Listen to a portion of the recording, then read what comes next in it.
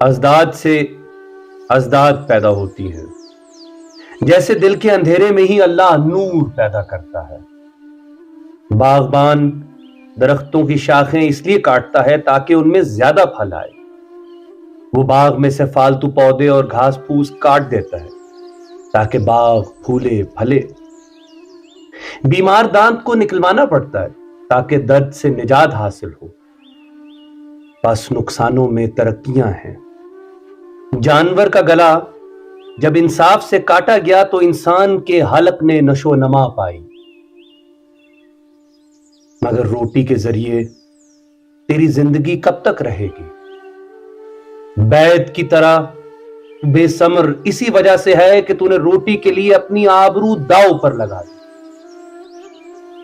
قرب الہی حاصل کرنے کے لیے دنیا کی لذتوں کو کچھ تو ترک کرنا ہوگا۔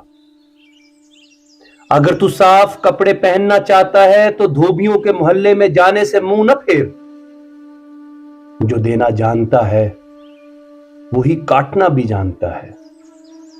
اپنے آپ کو اللہ کے سامنے عاجز سمجھ، دل سے اللہ کے سامنے گردن جھکا دے، اور دوسروں پر مذاق اور طعنہ زنی نہ کر۔